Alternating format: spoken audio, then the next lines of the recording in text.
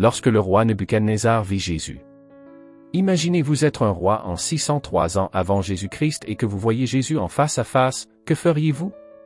Beaucoup de gens ignorent même que Jésus était dans l'Ancien Testament. Cet événement se produit dans le livre de Daniel. L'événement du livre se déroule à Babylone, une région gouvernée par Nebuchadnezzar, qui était un tyran fier et cruel prenant un grand plaisir à torturer ses victimes. Il régnait sur le monde ancien en dictateur absolu après avoir soumis la Syrie, il tourna son regard vers l'Égypte, son principal adversaire à l'époque.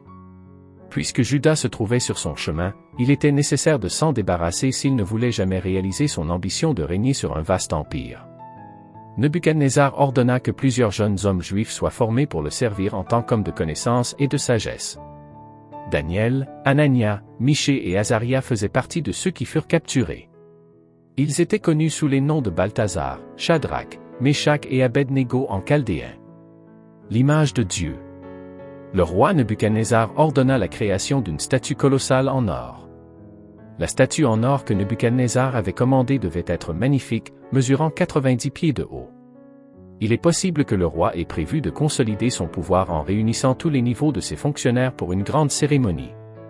Ses dirigeants devaient assister à la dédicace de la statue érigée par le roi Nebuchadnezzar et se prosterner devant elle. Tous ceux qui désobéissaient à cet ordre couraient le risque d'être jetés dans une fournaise ardente et brûlés à vif.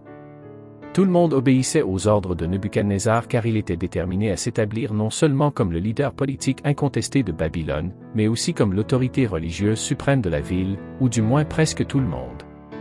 Étant donné que Shadrach, Méshach et Abednego faisaient partie des fonctionnaires présents à cette grande assemblée, une confrontation était inévitable. 3 des hommes dans la salle ne se prosternèrent pas, même si tout le monde le fit.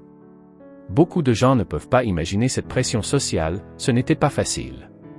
Comme des enfants à l'église regardant autour d'eux pendant le temps de prière pour voir qui a les yeux ouverts, certains Chaldéens virent les jeunes Hébreux se tenant debout parmi tous ceux qui s'étaient prosternés et coururent vers Nebuchadnezzar pour le lui signaler. La jalousie dégoulinait de leurs accusations contre les 3 Juifs qui étaient parvenus à des postes de pouvoir malgré leur captivité. Parce que leur foi leur interdisait cela. Tu ne te prosterneras point devant un autre Dieu, Exode 34 verset 14. Lorsque Nebuchadnezzar apprit la situation, il entra immédiatement dans une rage. Il est surprenant qu'il ait donné aux accusés une chance de répondre aux accusations portées contre eux, ce qui pourrait indiquer son estime pour eux. Mais ne vous méprenez pas, le roi n'accepterait qu'une seule réponse, une concession totale. Ils avaient 2 options, soit adorer l'énorme idole d'or, soit périr dans le feu. Malgré ses louanges antérieures au Dieu hébreu, Nebuchadnezzar ajouta, « Qui est le Dieu qui peut vous délivrer de ma puissance ?» La question du roi serait finalement répondue. Puis, dans une rage furieuse, Nebuchadnezzar ordonna d'amener Shadrach, Méshach et Abednego devant lui. Il leur demanda, « Est-il vrai, Shadrach, Méshach et Abednego, que vous ne servez pas mes dieux et que vous ne vous prosternez pas devant l'image d'or que j'ai érigée ?» Ces courageux hommes juifs bravèrent l'ordre direct du roi et se placèrent entre les mains de Dieu. Leur réponse fut impressionnante, « Ô Nabuchodonosor, nous n'avons pas besoin de te répondre sur ce point. Si notre Dieu, que nous servons, peut nous sauver de la fournaise ardente et nous délivrer de ta main, ô roi, qu'il nous délivre. Mais sinon, sache, ô roi, que nous ne servirons pas tes dieux, et que nous n'adorerons pas l'image d'or que tu as élevée. » En d'autres termes, ils ont dit qu'ils préféraient craindre leur Dieu que la fournaise, même s'ils décident de les laisser brûler, ils serviront toujours le Dieu vivant plutôt que l'idole morte. Inestimable, ils préféraient la mort à l'infidélité envers Dieu et n'avaient aucun doute planifié cette éventualité depuis longtemps. La rage de Nebuchadnezzar lorsque son autorité fut défiée est difficile à imaginer, mais apparemment son visage était livide. Il donna l'ordre de chauffer la fournaise 7 fois plus que d'habitude pour correspondre à sa fureur. Ils furent jetés dans les flammes. La chaleur rayonnante était si intense que les hommes qui les portaient furent tués, portant probablement des vêtements inflammables. Les fidèles Hébreux n'avaient aucun espoir à moins que l'espoir lui-même n'intervienne. Alors Nebuchadnezzar fut rempli de fureur et son expression faciale changea envers Shadrach, Méshach et Abednego. Il donna l'ordre de chauffer la fournaise 7 fois plus chaud que d'habitude, commanda à certains hommes forts de son armée de lier Shadrach, Méshach et Abednego et de les jeter dans la fournaise de feu ardent.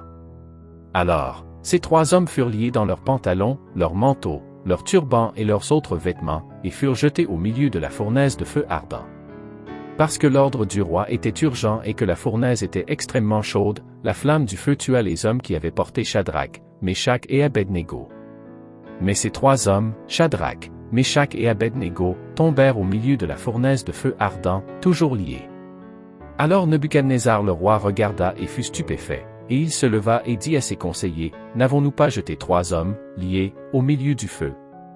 Ils répondirent au roi, « Certainement, ô roi. » Il répondit, « Voici, je vois quatre hommes, déliés, marchant au milieu du feu, et ils ne sont pas blessés, et l'aspect du quatrième est semblable à celui d'un fils des dieux. » Lorsque Nebuchadnezzar vit les hommes marchant dans le feu, non seulement il trouva incroyable qu'ils ne fussent pas blessés, mais il trouva aussi incroyable qu'ils fussent quatre. Le quatrième semblait être le Fils de Dieu, ce qui impliquait qu'il était le Christ préincarné. Nebuchadnezzar nous dit que la quatrième personne était le Fils de Dieu pendant la partie la plus difficile de leur épreuve.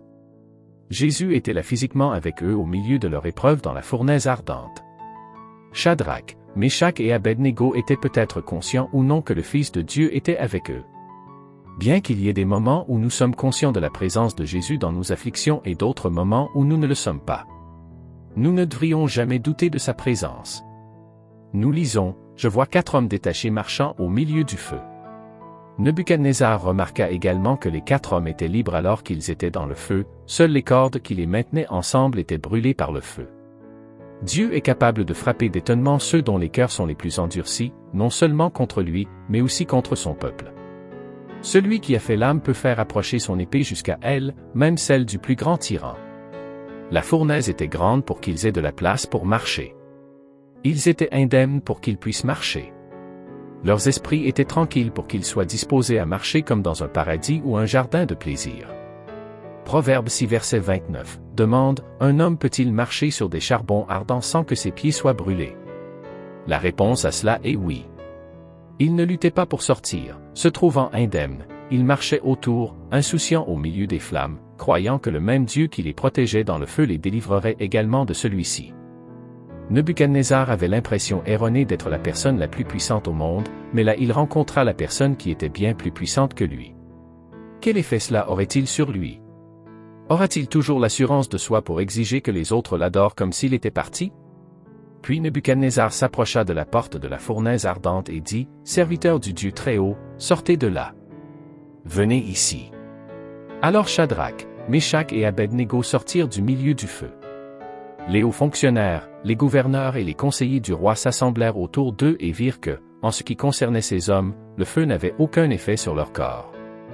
Leurs cheveux n'étaient pas brûlés, leurs vêtements n'étaient pas calcinés ou endommagés et même l'odeur de fumée ne se trouvait pas sur eux. Lorsque le roi réalisa que les hommes qu'il avait condamnés avaient été divinement sauvés, il les appela et aucun cheveu sur leur tête n'avait été brûlé dans le processus. Être jeté dans le feu mortel de Nebuchadnezzar s'était avéré être un jeu d'enfant. C'est incroyable que quelqu'un ait survécu, même une seconde à l'intérieur de la fournaise, alors que tant d'autres périssaient juste à l'extérieur de l'entrée. Dieu peut nous délivrer d'une épreuve ou il peut nous soutenir et nous renforcer miraculeusement dans une épreuve. Nous sommes stupéfaits par la foi en un seul vrai Dieu.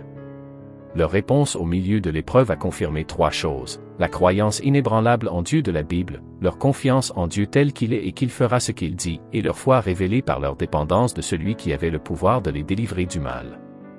Leur reconnaissance de Dieu par-dessus le roi le plus puissant du monde a abouti à la révélation de la puissance suprême de Dieu aux incroyants. Leur foi montre que Dieu est capable de nous délivrer de nos propres problèmes et épreuves. En tant que chrétiens, nous savons que Dieu est capable de délivrer. Nous savons aussi qu'il n'agit pas toujours de cette manière.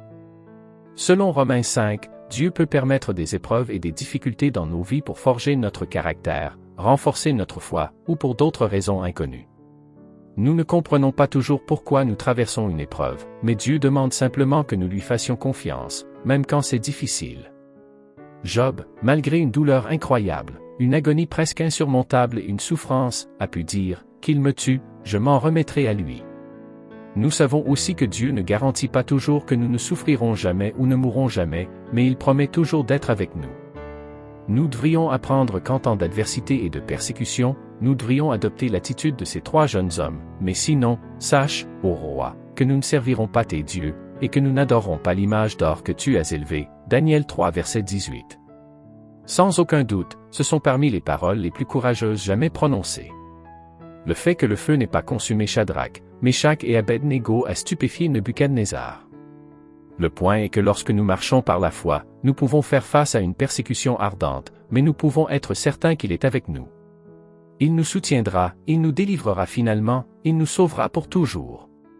Lorsque nous sommes persécutés ou dans la douleur, nous pouvons avoir de l'espoir car nous savons que cette vie n'est pas la fin. Il y a une vie après la mort, telle est son assurance pour tous ceux qui l'aiment et lui obéissent.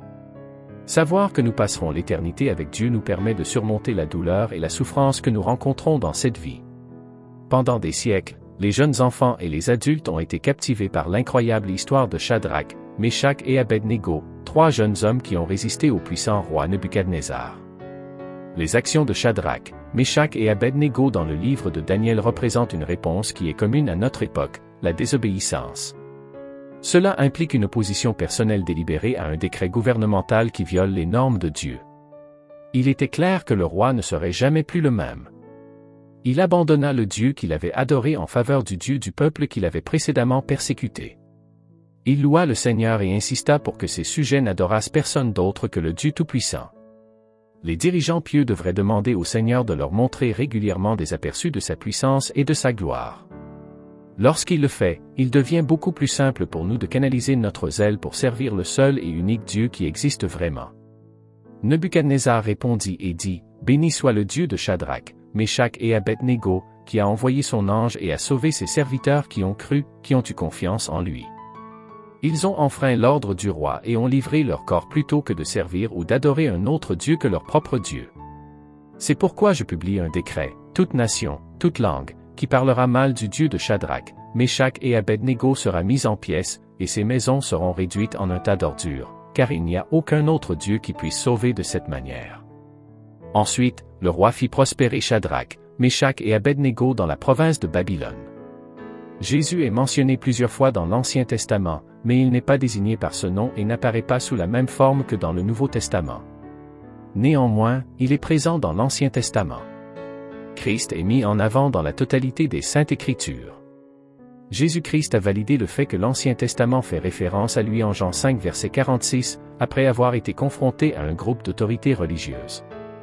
Jésus a expliqué que l'Ancien Testament parle de lui, « Si vous croyez Moïse, vous me croiriez aussi, car c'est de moi qu'il a écrit. » Selon Jésus, l'œuvre de Dieu avec l'homme depuis le commencement des temps pointait vers lui. Une autre fois où Jésus a montré qu'il est présent dans l'Ancien Testament était le jour de sa résurrection.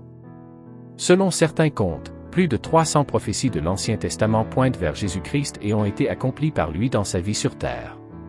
Cela inclut des prophéties sur sa naissance unique, son ministère terrestre, même la manière dont il mourait.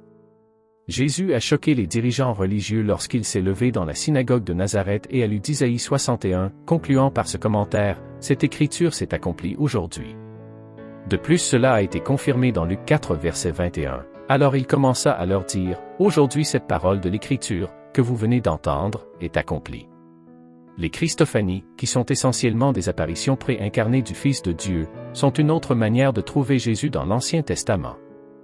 Les préfigurations de Jésus dans l'Ancien Testament sont des événements, des personnages ou des symboles qui annoncent ou anticipent de manière prophétique de Jésus-Christ.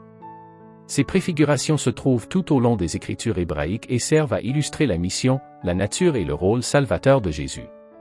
Voici quelques-unes des préfigurations les plus significatives avec les versets à l'appui. La promesse de la semence de la femme, dès le livre de la Genèse, Dieu annonce qu'une descendance viendra écraser la tête du serpent, préfigurant Jésus comme le vainqueur du péché et de la mort, Genèse 3 verset 15. Les sacrifices d'animaux. Les sacrifices d'animaux dans l'Ancien Testament étaient une préfiguration du sacrifice ultime de Jésus sur la croix pour le salut de l'humanité, Lévitique 16 versets 15 à 16, Hébreux 9 versets 11 à 14. La manne dans le désert. La manne que Dieu a donnée aux Israélites dans le désert est une préfiguration de Jésus, le pain de vie qui nourrit spirituellement, Exode 16 verset 4, Jean 6 verset 35.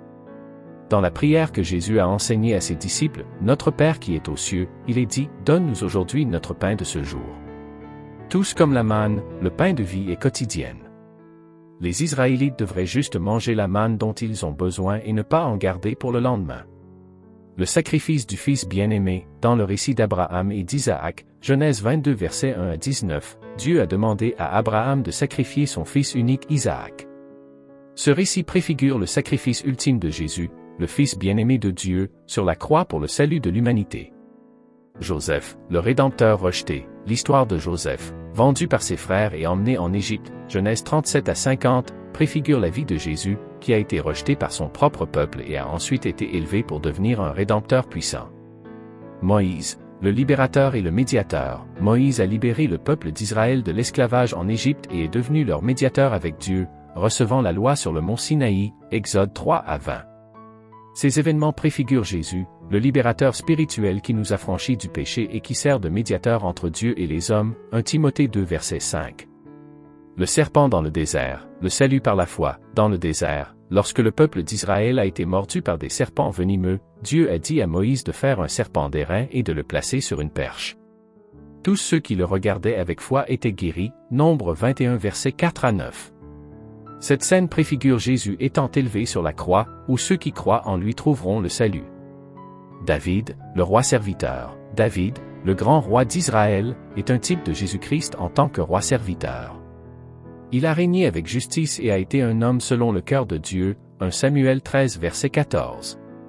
Cela préfigure Jésus, le roi des rois, qui est venu non pour être servi, mais pour servir et donner sa vie en rançon pour beaucoup, Marc 10 verset 45. Jonas, la résurrection de Jésus, Jonas a été englouti par un grand poisson et est resté dans son ventre pendant 3 jours avant d'être recraché sur la terre ferme, Jonas 1 verset 2. Cette préfiguration prophétique anticipe la résurrection de Jésus après 3 jours dans le tombeau, Matthieu 12 verset 40. Melchizedek, le souverain sacrificateur éternel, Melchizedek, roi de Salem et sacrificateur du Dieu Très-Haut, est apparu à Abraham et lui a béni, Genèse 14 versets 18 à 20. Il est une préfiguration de Jésus, notre souverain sacrificateur éternel selon l'ordre de Melchizedek, Hébreux 5 verset 6. L'agneau pascal, le sacrifice pour le salut, lorsque les Israélites étaient esclaves en Égypte, Dieu leur a demandé de sacrifier un agneau sans défaut et de mettre son sang sur les linteaux de leurs portes. Lorsque l'ange destructeur est passé, il a épargné les maisons marquées par le sang de l'agneau, Exode 12 versets 1 à 14. Cette préfiguration annonce le sacrifice ultime de Jésus en tant qu'agneau de Dieu qui ôte le péché du monde et qui offre le salut à tous ceux qui croient en lui, Jean 1 verset 29. Le serviteur souffrant d'Ésaïe, le Messie rejeté, dans les chants du serviteur souffrant d'Ésaïe, Ésaïe 53, nous trouvons une prophétie détaillée sur la souffrance, la mort et la résurrection du Messie. Cette préfiguration annonce la mort expiatoire de Jésus sur la croix pour le pardon des péchés de l'humanité et sa victoire sur la mort. Le tabernacle, la présence de Dieu parmi son peuple. Le tabernacle était la demeure terrestre de Dieu au milieu du peuple d'Israël pendant leur séjour dans le désert, Exode 25 verset 40. Il préfigure la venue de Jésus, la parole de Dieu faite chair, qui est venue demeurer parmi nous, révélant la gloire et la grâce du Père, Jean 1 verset 14. Aaron, médiateur entre Dieu et les hommes. Aaron était le souverain sacrificateur désigné par Dieu pour être le médiateur entre le peuple d'Israël et Dieu dans les rituels du temple, Exode 28 verset 1.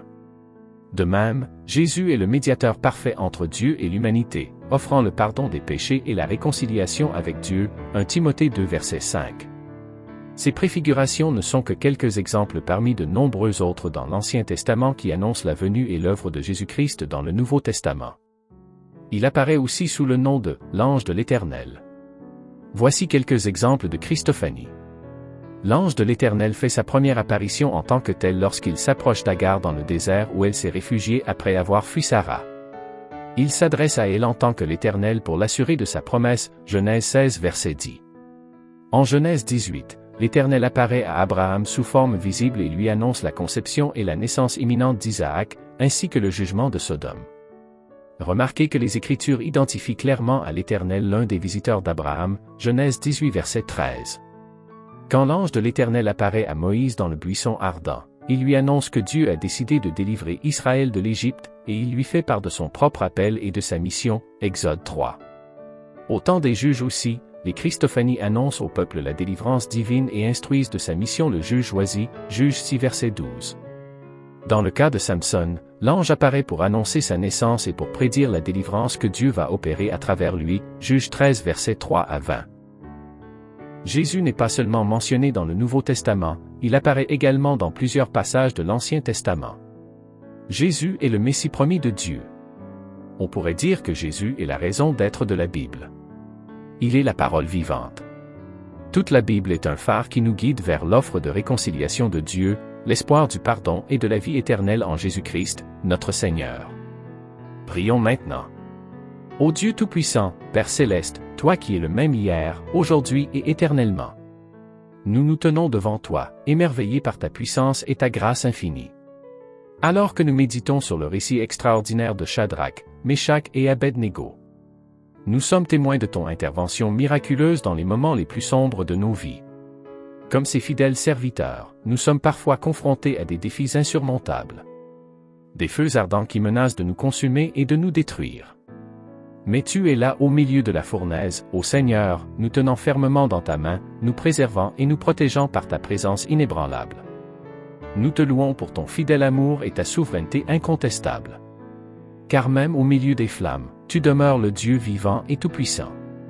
Comme Shadrach, Meshach et Abed-Négo, nous reconnaissons ta majesté et ta gloire, et nous te glorifions pour ta victoire éclatante sur les forces de l'obscurité et de la destruction. Seigneur, que cette histoire nous rappelle que tu es toujours avec nous, que tu ne nous abandonneras jamais dans nos moments de détresse et de tourmente. Que notre foi soit renforcée, que notre confiance en toi soit inébranlable. Sachant que tu es capable de nous délivrer et de nous sauver, maintenant et pour toujours. Que ton nom soit exalté dans toutes les nations et à travers tous les âges. Que chaque genou fléchisse et que chaque langue confesse que tu es Seigneur. Que ta gloire remplisse la terre comme les eaux recouvrent les mers, et que nous marchions toujours dans la lumière de ta présence, guidés par ton Esprit Saint. Au nom de Jésus-Christ, notre Sauveur et Libérateur, nous t'adressons cette prière, ô Dieu, confiant en ton pouvoir et en ta grâce. Amen.